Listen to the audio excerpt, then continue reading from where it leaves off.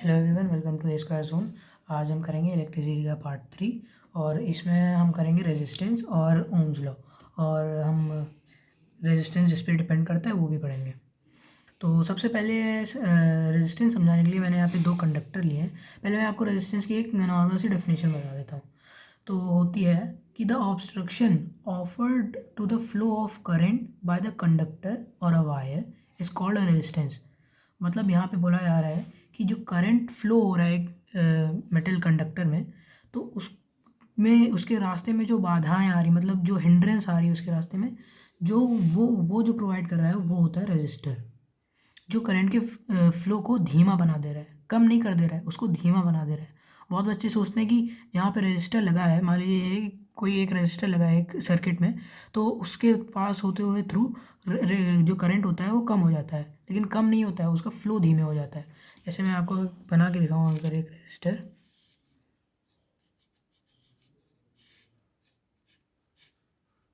ये 5 वोल्ट की बैटरी है और यहाँ से एक जब करंट निकला तो मान लीजिए यहाँ पे 5 एम्पियर करंट जा रहा है। तो बहुत लोगों को लगता है कि ये रेजिस्टर के पास होने थ्रू यहाँ पे 3 एम्पियर मान लीजिए निकला। उन लोगों को लगता है ये करंट कम हो गया है, लेकिन वो कम नहीं होता है। यहाँ पे सेम करंट ही निकलेगा, लेकिन इसका जो फ्लो होगा वो धीमा होगा बस, क्योंकि ये हिंड्रेंस प्रोवाइड कर रहा है। अब किस टाइप की हिंड्रेंस प्रोवाइड कर रहा है वो हम इधर से देखेंगे। हम सपोज कीजिए ये एक मेटालिक वायर है। अब मेटालिक वायर में जब तक हमने कोई भी पोटेंशियल डिफरेंस क्रिएट नहीं किया है, अगर पोटेंशियल डिफरेंस आपको नहीं पता तो आप पहले वाला वीडियो आप देख लें ज़रूर। जब पोटेंशियल डिफरेंस अगर हमने नहीं क्रिएट किया है यहाँ पे, तो ये जो इलेक्ट्रॉन्स हैं वो फ्री स्टेट में रहेंगे, इधर उधर घूमेंगे, कोई फिक्स डायरेक्शन नहीं होगा उनका मूवमेंट का। और जो प्रोटॉन्स होते हैं उनकी तो वो तो हिलते ही नहीं है, वो जहाँ पे हैं वो वहीं पे रहते हैं। तो फ्री इलेक्ट्रॉन्स अपना इधर उधर ऐसे ही मूव करते रहेंगे कि कोई पर्टिकुलर डायरेक्शन नहीं होगी उनकी। लेकिन जैसे ही हमने यहाँ पे बैटरी को या फिर सेल को कनेक्ट किया, तो इन दोनों पॉइंट के अक्रॉस एक पोटेंशियल डिफरेंस क्रिएट हो गया। तो जो इलेक्ट्रॉन्स होंगे वो अपना एक फोर्स फील करेंगे positive positive terminal of the battery की तरफ, क्योंकि ये नेगेटिव है और ये पॉजिटिव है, तो इनके बीच में इलेक्ट्रोस्टैटिक फोर्स लगेगा। इलेक्ट्रोस्टैटिक फोर्स वो होता है जो अपोजिट चार्जेस के बीच में होता है। जैसे प्लस माइनस के बीच में एक अट्रैक्शन फोर्स होता है जिसको कहते हैं इलेक्ट्रोस्टैटिक फोर्स। तो ये जो इलेक्ट्रॉन्स होंगे वो पॉजिटिव टर्मिनल की तरफ भागेंगे, क्योंकि यहाँ ये नेगेटिव मतलब नेगेटिव पोटेंशियल डिफरेंस से पॉजिटिव पोटेंशियल डिफरेंस की तरफ जा रहे हैं। तो ये इनको एक डायरेक्शन मिल जाएगी। अब हम ये समझ सकते हैं इलेक्ट्रॉन्स जो होते हैं वो एकदम अंधे होते हैं, वो बस अपने आप को एक्सिलरेट करते हैं पॉजिटिव टर्मिनल की तरफ, लेकिन वो रास्ते में ये नहीं दिखते कि क्या आ रहा है। वो अपनी फुल स्पीड से एक्सिलरेट करते हैं पोटेंशियल मतलब पॉजिटिव टर्मिनल की तरफ, और रास्ते में लड़ते रहते हैं जो खुद, या फिर ये जैसे ये इलेक्ट्रॉन है, ये अपने आप को इधर की तरफ एक्सेलरेट करेगा पॉजिटिव टर्मिनल की तरफ, लेकिन देखेगा नहीं कि सामने क्या आ रहा है। मान लीजिए प्रोटॉन आ रहा है, इससे लड़ जा रहा है, फिर इसकी स्पीड कम हो रही है, फिर इधर आ रहा है, फिर इसकी स्पीड कम हो रही है इसके साथ लड़ने पे। तो ये बहुत सारे जो भी इसमें एटम्स होंगे, इलेक्ट्रॉन्स होंगे, सॉरी इलेक्ट्रॉन प्रोटॉन, वो खुद से टकराएंगे, इधर उधर टकरा के इसकी स्पीड कम होती जाएगी। जैसे ये फुल स्पीड में गया, फिर टकराया, फिर इधर टकराया, फिर इधर, तो इनकी जो स्पीड होती है वो हमेशा कम होती जाती है। जितने ज़्यादा इलेक्ट्रॉन प्रोटॉन होंगे, जितना ज़्यादा रेजिस्टेंस होगा, उतना ज़्यादा ये टकराएंगे और उतना कम करंट फ्लो होगा, उतनी धीमे, कम नहीं, उतना धीमे करंट फ्लो होगा। तो मतलब यही उस स्टेटमेंट में लिखा था कि जो हमारा जो रेजिस्टेंस होता है वो करंट को हिंड्रेंस प्रोवाइड करता है, मतलब बहुत धीमे फ्लो कराता है। ये होता है हमारा रेजिस्टेंस। जैसे मान लीजिए मैं उसको एक और एनालॉजी से समझाने की कोशिश करता हूँ। जैसे ये एक पाइप है और एक पाइप है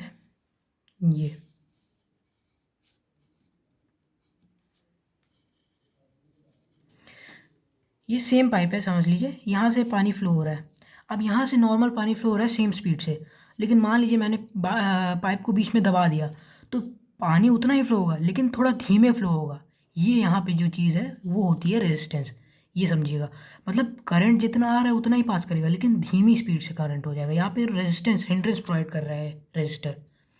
ये होता है हमारा रेजिस्टर। तो आगे हम बढ़ते हैं, तो इसकी मैं 2-3 चीज़ें और बता देता हूँ इसके बारे में। जो रेजिस्टेंस होता है वो टोटली डिपेंड होता है नंबर ऑफ कोलिजन से, मतलब जितनी बार लड़ा उतनी स्पीड उसकी कम होगी। तो अगर मैंने मान लीजिए जो रेजिस्टेंस होता है वो डायरेक्टली प्रोपोर्शनल होता है लेंथ के। लेंथ मतलब जितने ज़्यादा लेंथ होगी उतनी ज़्यादा रेजिस्टेंस ज़्यादा होगी। क्यों? अगर मैंने मान लीजिए ये छोटा सा वायर है तो इसमें मान लीजिए कम एरिया में लड़ के आखिरकार रेजिस्टेंस से बाहर निकल के करंट अपनी नॉर्मल स्पीड पे आ गया। लेकिन मान लीजिए मैंने इस वायर को एकदम लंबा कर दिया तो इसके नंबर ऑफ कोलिजन बढ़ जाएंगे, क्योंकि इसमें इलेक्ट्रॉन और प्रोटॉन को खूब सारे हो जाएंगे, क्योंकि लेंथ मैंने बढ़ा दी है। तो इधर उधर लड़ते लड़ते इसकी बहुत स्पीड कम हो जाएगी और बहुत ज़्यादा हिंड्रेंस इसमें आ जाएगी। तो ये बहुत ही कम हो जाएगा। तो ये डायरेक्टली प्रोपोर्शनल है। डायरेक्टली प्रोपोर्शनल मतलब अगर लेंथ बढ़ेगी तो रेजिस्टेंस भी बढ़ेगा। ये हो गया। और दूसरा है हमारा resistance is direct proportional to resistivity. Resistivity क्या होती है और रेजिस्टेंस क्या होता है, इन दोनों में डिफरेंस क्या है? रेजिस्टेंस तो हमने समझ लिया, यहाँ पे हिंड्रेंस जो प्रोवाइड होती है। रेजिस्टिविटी वो होती है जो हर एक मेटल या हर एक सब्सटेंस की अपनी अलग होती है। जैसे कॉपर वायर की रेजिस्टिविटी अलग होगी और जैसे नाइक्रोम वायर की रेजिस्टिविटी अलग होगी। मतलब उनकी खुद की प्रॉपर्टी जो होती है वो खुद जो है रेजिस्टेंस प्रोवाइड करते हैं वो होता है रेजिस्टिविटी। और अगर मान लीजिए मैंने ये पार्ट है इसका इसके एरिया को मैंने ए नाम दे दिया, तो रेजिस्टिविटी आपको क्या लग रहा है एरिया के डायरेक्टली प्रोपोर्शनल होगी या इनडायरेक्टली? ऑफ कोर्स वो होगी इनडायरेक्टली प्रोपोर्शनल। क्यों? अगर मान लीजिए मैंने इसकी एरिया बढ़ा दी तो ये कुछ ऐसे से ऐसा हो जाएगा एरिया बढ़ाने से। तो इसमें जो हमारे इलेक्ट्रॉन प्रोटॉन थे उनके बीच में स्पेसिंग ज़्यादा होगी, तो प्रोबेबिलिटी कम होगी कि ना ये जो इलेक्ट्रॉन पास हो रहा है वो कोलाइड कम करेगा, क्योंकि हमने एरिया बढ़ा दी है तो उसके पास फ्री स्पेस ज़्यादा होगी जाने के लिए। और यहाँ पे बहुत ही डेंस मीडियम है तो यहाँ पे ये इधर उधर लड़ते हुए जाएगा, तो यहाँ पे रेजिस्टेंस ज़्यादा होगा। तो इन तीनों फैक्टर को जैसे जो रेजिस्टेंस है वो लेंथ के डायरेक्टली प्रोपोर्शनल है, जितना ज़्यादा लेंथ उतनी ज़्यादा रेजिस्टिविटी के डायरेक्टली प्रोपोर्शनल, जितनी ज़्यादा रेजिस्टिविटी उतना ज़्यादा रेजिस्टेंस। और एरिया के इनडायरेक्टली प्रोपोर्शनल मतलब जब एरिया बढ़ेगा तो रेजिस्टेंस कम होगा। तो इन तीनों को कंबाइन करके हम जो फॉर्मूला बनाते हैं वो होता है resistance equal to rho L by A. इसको हम रो भी बोलते हैं रेजिस्टिविटी, इसको हम बोलते रो हैं, लेकिन इसका जो मतलब नाम होता है मतलब सिंबल होता है वो रेजिस्टिविटी होता है। ये लेंथ के लिए हम एल यूज़ करते हैं, एरिया के लिए ए। ये जो एरिया होता है वो क्रॉस सेक्शनल एरिया होता है। मतलब क्रॉस सेक्शनल मतलब जैसे ये वायर है, ये वायर सिलेंड्रिकल शेप में होता है, तो ये जो इसका आगे का एरिया है ये जो क्रॉस सेक्शनल एरिया है मतलब सर्कुलर, उसको हम बोलते हैं क्रॉस सेक्शनल एरिया। तो ये हो गया हमारा रेजिस्टेंस। अब बात आती है हमारी ओम्स लॉ की। अब ओम्स लॉ की समझाने के लिए मैं बताता हूँ आपको एक चीज़। जैसे ये हो गया हमारा एक कंटेनर,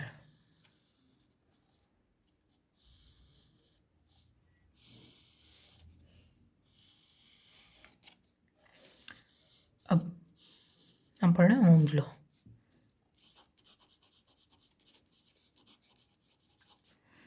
अब मैंने इस कंटेनर में पूरा पानी भर दिया है, पूरा पानी भरा है, और मैंने यहाँ पे एक छोटा सा कंटेनर या बाउल रख दिया। अब मैंने इस कंटेनर पे अलग अलग लेवल पे होल कर दिए, तो जो पानी इसमें से बहेगा, जैसे यहाँ से जो पानी है वो इतने पे बहेगा, क्योंकि यहाँ पे प्रेशर कम है। मैं अभी बताता हूँ। यहाँ पे जो पानी होगा ये थोड़ा और दूर बहेगा, और यहाँ पे जो पानी है वो सबसे दूर बहेगा। अब रीज़न सुनिए क्यों। क्योंकि इस पॉइंट पे जो प्रेशर डिफरेंस है वो प्रेशर बहुत कम है। यहाँ पे जो एटमॉस्फेरिक प्रेशर या फिर जो वाटर का प्रेशर होता है वो यहाँ पे बहुत ही कम है। जब नीचे आपने पढ़ा होगा लिक्विड्स में, जब भी हम नीचे जाते हैं मतलब डेप्थ जो होती है, जितनी ज़्यादा डेप्थ होती है उतना ज़्यादा वहाँ पे वो प्रेशर होता है। मान लीजिए जैसे यहाँ पे 10 पास्कल है, मैं सपोज कर रहा हूँ 10 पास्कल प्रेशर की यूनिट होती है, तो यहाँ पे 50 है और यहाँ पे 100 होगा।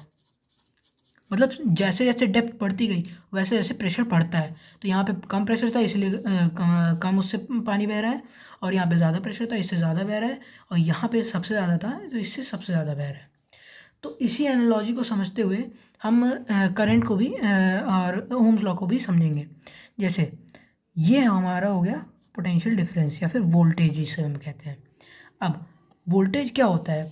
प्रेशर डिफरेंस या फिर पोटेंशियल डिफरेंस। यहाँ पे प्रेशर डिफरेंस की बात हो रही थी, वहीं पे अगर हम करंट वाले केस में आए तो यहाँ पे ये हो गया पोटेंशियल डिफरेंस। ये जो पानी का फ्लो है इसको हम कह सकते हैं करंट का फ्लो। पोटेंशियल डिफरेंस ये हो गई हाइट, और ये पानी का जो फ्लो है उसे हम बोल सकते हैं कि करंट फ्लो। जैसे जैसे आप देखिए अगर क्या बोलते हैं पोटेंशियल ये प्रेशर डिफरेंस था वाटर में, कम वाटर लेवल डिफरेंस था, तो यहाँ पे जो प्रेशर था पानी का वो भी कम था। तो जैसे जैसे ये बढ़ रहा है वैसे वैसे करंट इसमें फ्लो ऑफ वाटर भी बढ़ रहा है। तो वहीं पे ऐसा अगर हम इलेक्ट्रिक करंट में देखें तो जैसे जैसे ये वोल्टेज बढ़ेगा वैसे वैसे ही इलेक्ट्रिक करंट बढ़ेगा, मतलब प्रेशर डिफरेंस ज़्यादा है, सॉरी पोटेंशियल डिफरेंस ज़्यादा तो करंट भी ज़्यादा। अब ये इसके डायरेक्टली प्रोपोर्शनल हो गया। वही डायरेक्टली प्रोपोर्शनल मतलब ये बढ़ेगा तो ये भी बढ़ेगा।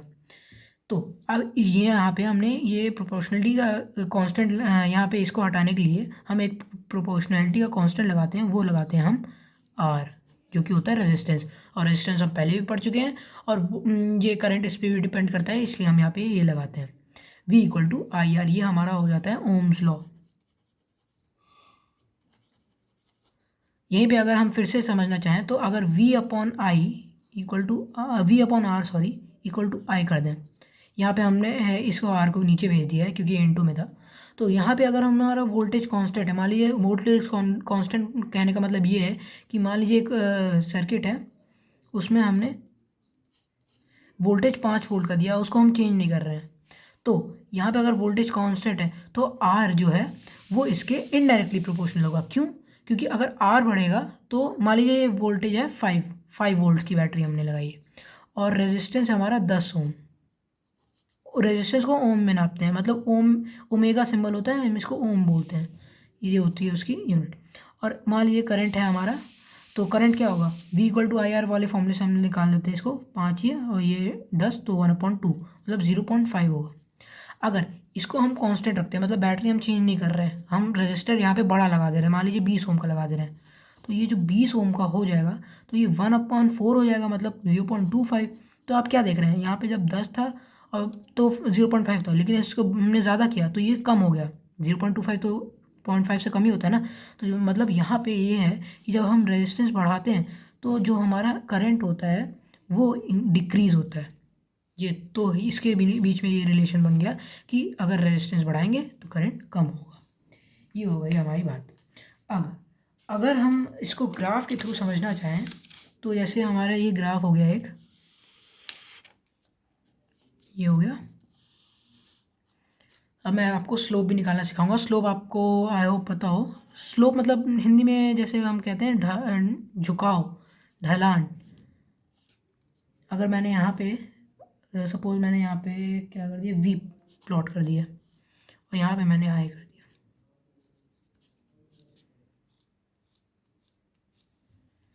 अब जैसे हमें पता था, मान लीजिए ये कोई भी हो 2 4 6 8 10, और यहाँ पे मान लीजिए 2 वोल्ट की बैटरी पे जब हमने करंट चेक किया तो ये 0.1 था, और 4 ओम की पे किया तो 0.2 था। 6 ओम की बैटरी पे हमने जब करंट चेक किया तो 0.3 था। 8 ओम की पे 0.4 और 10 ओम की पे 0.5। तो यहाँ पे जिस हिसाब से हमारा वोल्टेज बढ़ेगा उसी हिसाब से हमारा डायरेक्टली प्रोपोर्शनल था आई, तो वो भी उसी हिसाब से बढ़ेगा। तो यहाँ पे अगर हम स्लोप निकालें, स्लोप मतलब जैसे मैं पहले इसको एक लीनियर ग्राफ बना देता हूँ। लीनियर ग्राफ मतलब जो स्ट्रेट लाइन ग्राफ होता है, और स्ट्रेट लाइन ग्राफ बनाने के लिए दोनों को इक्वल होना पड़ता है, मतलब सॉरी एक स्ट्रेट लाइन बनती है लीनियर ग्राफ में। तो ये हो गया हमारा लीनियर ग्राफ। अब मैं इसमें स्लोप निकालने के लिए ये करता हूँ y2 minus y1 upon x2 minus x1। हमें अगर स्लोप निकालना हो किसी भी ग्राफ का, मतलब ये जो झुकाव है इसका, ढलान है, मतलब ये वो निकालने के लिए मैं ये फॉर्मूला यूज़ करता हूँ। ये हमने बहुत ही 9th क्लास में भी पढ़ा था, डिस्टेंस और स्पीड वाले, डिस्टेंस और टाइम का ग्राफ वाले में।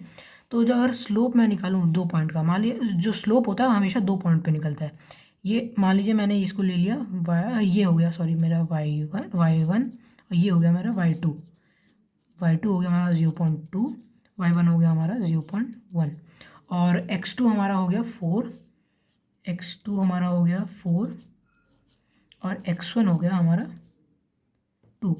आप किसी भी पॉइंट को ले सकते हैं यहाँ पे, किसी भी पॉइंट को, क्योंकि मैंने अगर बगल बगल वाले लिए तब भी वही आएगा, अगर आप पहला और आखिरी लेंगे तब भी वही आएगा। अगर पहला और आखिरी आप ले रहे हैं तो इसके करस्पॉन्डेंस वाला ही लेंगे। अगर 2 आपने यहाँ पे लिया है x2 x1, तो आप ये इधर y1 लेंगे, और आपने ये लिया है तो ये 0.5 वाला लेंगे आखिरी वाला।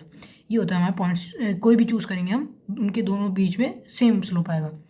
तो अगर हम इनको फॉर्मूला पे पुट करें तो क्या आएगा, आपको क्या लगता है क्या आना चाहिए? देख लेते हैं, हम खुद ही देख लेते हैं। y2 हमारा हो गया y2 0.2 minus y1 0.1 upon x2 है हमारा 4 माइनस x1 है हमारा 2। तो ये हो गया 0.1 अपॉन 2। अगर मैं यहाँ 0 हटाऊँ ये हो गया, तो ये हो गया हमारा 0.5।